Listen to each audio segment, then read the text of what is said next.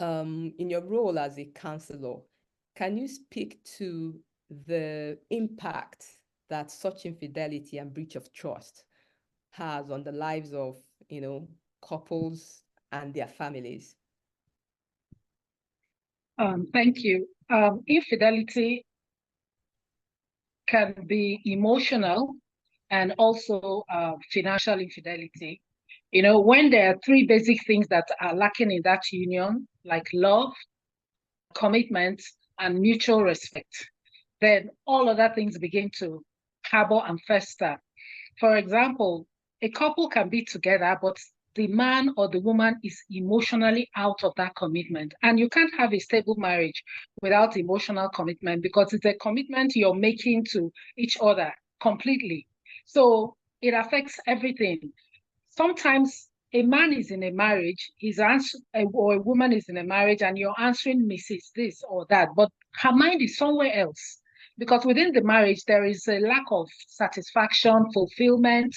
Sometimes it's a case of a man not finding you worthy or not letting you have your voice, like we see in the case of domestic violence, where some women actually stay in the marriage because they are there, because they don't have any means of livelihood, and they can't get out of the marriage because they want to take care of the children.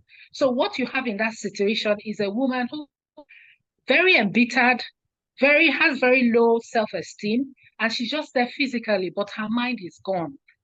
She goes to somebody else. She's suffering from neglect from the husband, isolation, and very low self-esteem. So in that kind of case, she goes to somebody else, and that is where she's getting the love, comfort. She might not even be having any sexual relationship with that person, but her mind is completely out of that.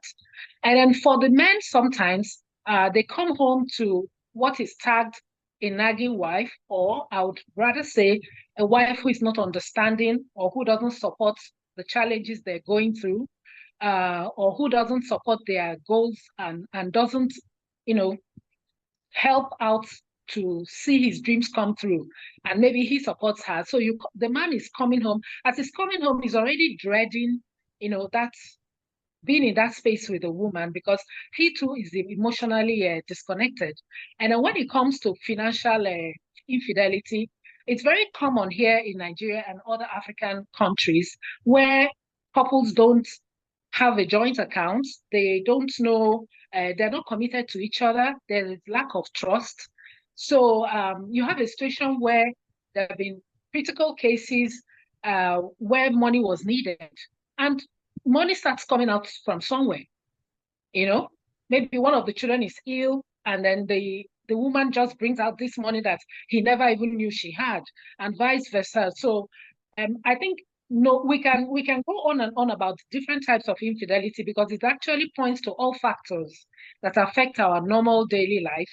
And then these factors, as much as we can articulate them, always lacks that trust or faithfulness, or commitment to the marriage. So that would breed a lot of different cases and scenarios for infidelity. So when couples come in for counseling, you're hearing all manner of stories, and then one thing that is lacking there in the foundation is trust and commitment to each other. That's always lacking.